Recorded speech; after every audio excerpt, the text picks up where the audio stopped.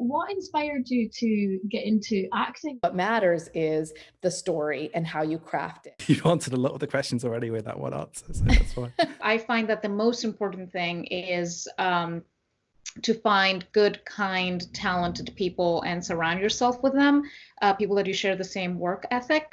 And then after that, like we said, just like persevere and be just prepared to, hustle and keep, pounding the pavement until it happens for you.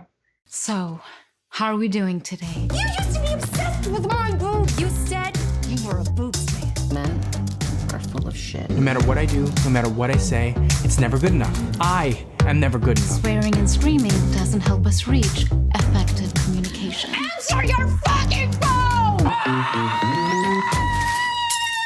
Please subscribe to us on YouTube and follow us on your favourite podcasting platform. Thank you. Can you explain what couples therapy is about and what inspired its inception?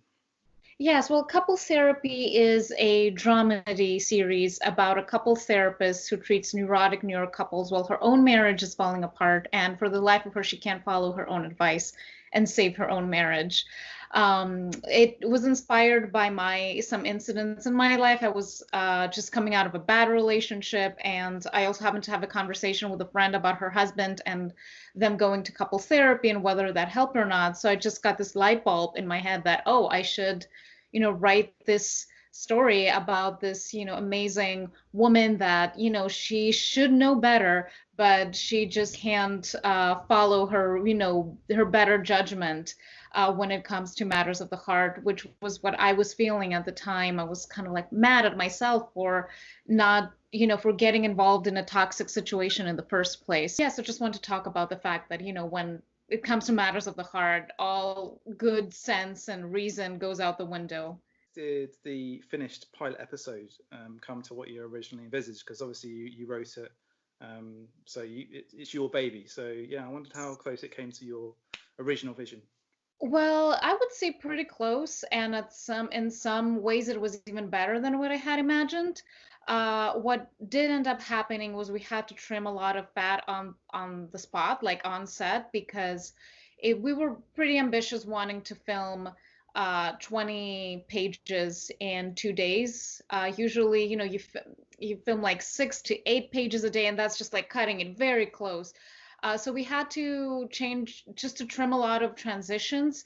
I had there was some transitional scenes of me opening the door to the couples, and just those little things that were not really helping, but were more like transitional. But at the end, we just didn't have enough time, and an extra day of filming would be another $5,000, which I was paying for with my own money, and I didn't have that. So we just had to make those decisions on the spot, and thankfully it didn't take anything away from the final product. So we really lucked out on that.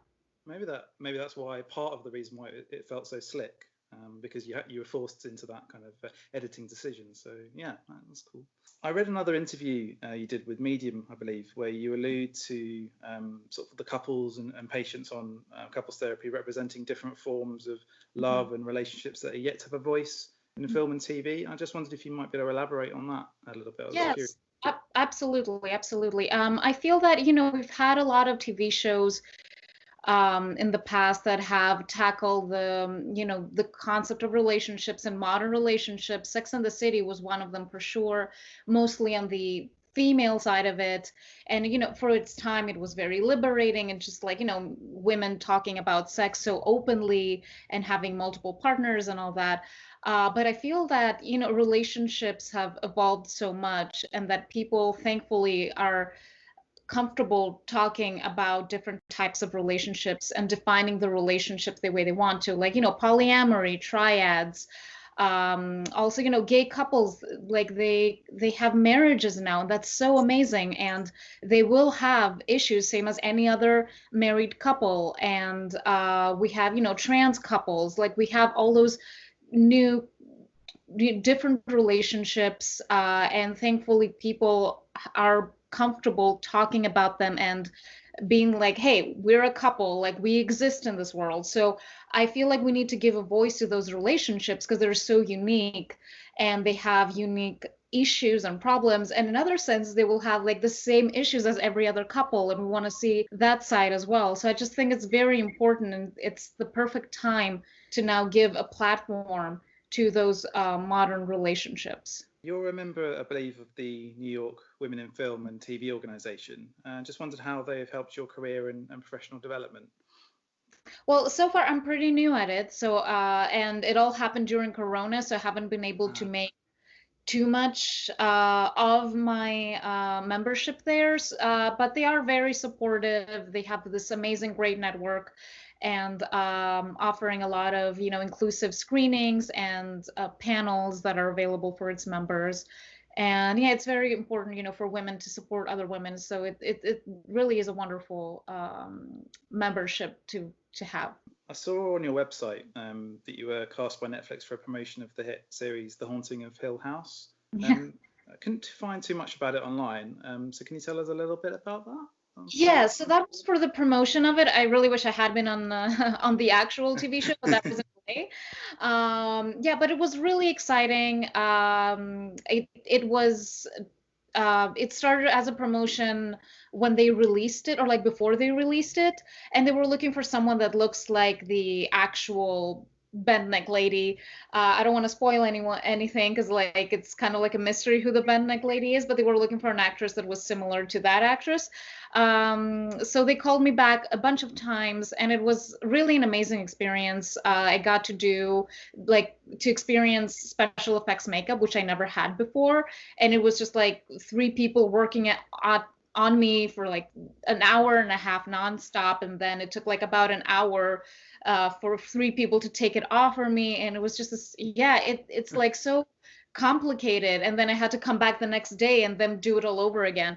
So I kind of like felt a little bit like I was, in one of those big movie sets where, you see this like people saying, oh, like it took that actor 5 hours to get into that, green or blue X-Men part or whatever. And and it was really a match made in heaven, because I really love horror, and the part of horror that I love is anything eerie and with ghosts and spirits. I really love that. So it was really just a perfect role for me. Yeah. Did he kind of give you a taste for doing something else, an actual role in a series or a film in the future, do you think? I mean, yeah, it's great to know like what work goes in it and how you can, I have, for example, I had some prosthetics on my neck and I had to be like that all the time. So it gave me an idea of how the physicality will have to be when you're on set, and how different it is, how different the work you do before is going to be with these particular roles, and how you need to incorporate the makeup and all the prosthetics into your performance. Yeah, absolutely. That's cool. You've previously alluded to Elizabeth Gilbert's idea of the lazy perfectionist, which I found really interesting, because I definitely see that in myself. What advice would you give artists, especially writers, who just can't seem to get past the fear of not producing their best work, and maybe ultimately don't even end up doing anything, or don't end up finishing a project? Well, what usually happens in those cases is that it's pretty much fear. Like fear is stronger than their love for what they're doing, because, and also not a little, like a lot of ego, because you it's this whole like too afraid to like fear of failure has to do with how you look to the world. What would the world think? So I would say just like go lock yourself in a room, just be quiet, get in touch with yourself, and figure out like, do I love this enough to brave all the fear and rejection and risk failure and risk looking like a failure? Do you love it more than that? If not, then okay, it's not for you, because it really is not for the faint of heart. To this industry and even the art itself, it's not for the faint of heart. You need to really love it to persevere and to just make it through all the rejection and all the writing and the rewriting. So I would say just, figure out how much you love it, and just be a little brave. be just a little bit more brave. It really is worth it. Yeah, it's really interesting. I've talked to a number of actors and writers and directors, and there's been a similar thread throughout some of these interviews, and this point has come up so many times. You've got to just go with the courage of your convictions, and you've just got to plow ahead, because, as you say, so many people don't. What advice would you give to budding filmmakers looking to get ahead in the industry if you forget about coronavirus for the moment? Yes. Well, I would say the most important thing is find your tribe, find a group of supporting people, kind people. This industry has, like we said, a lot of egos, and they can be really toxic in a filming environment. We moved so fast. Like when we were making couples therapy, everything was just moving so fast. So if there was anyone that was just like holding production because of ego or because of, just causing any trouble or not being open-minded into like adjusting on the spot, we wouldn't have made it. And even before that, like in pre-production, I had an amazing group of people that were supporting me and giving me advice and answering all my questions. So I find that the most important thing is to find good, kind, talented people and surround yourself with them, people that you share the same work ethic. And then after that, like we said, just like persevere and be just prepared to, hustle and keep, pounding the pavement until it happens for you. If you could choose 3 people from filmmaking world to work with, who would they be and why? Well, the first one would be Phoebe Waller-Bridge. I love her so much. I think Fleabag is brilliant. I think she's brilliant.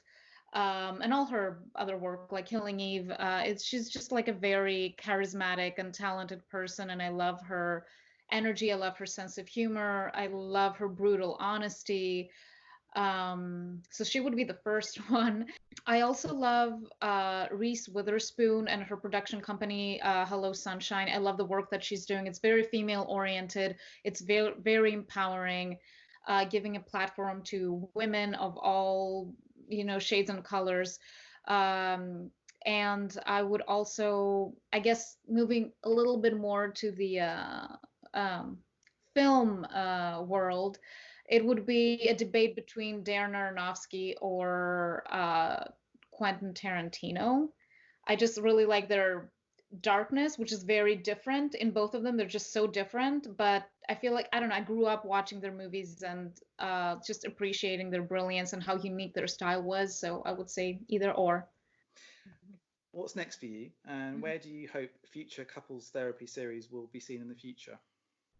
Well, right now, I'm trying to find couples therapy its ideal home. I feel that we need a network or a streaming platform that is supportive of bold storytelling and groundbreaking content. So I would say HBO, Amazon, Hulu, Netflix. BBC is also amazing. Like I would.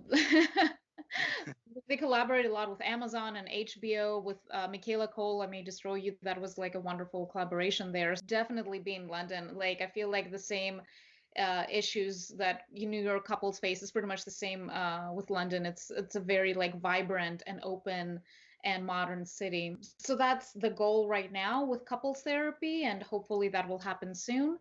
Then what's next for me? I'm also developing a new project called Three Can Keep a Secret. It's about a love triangle drama gone terribly wrong. And yes, I'm trying to have a lot of projects in my, in my tool belt, just so that, someone would be like, you know what, we can't do couples therapy. What else you have? So, just being prepared for that. Please subscribe to us on YouTube and follow us on your favorite podcasting platform. Thank you.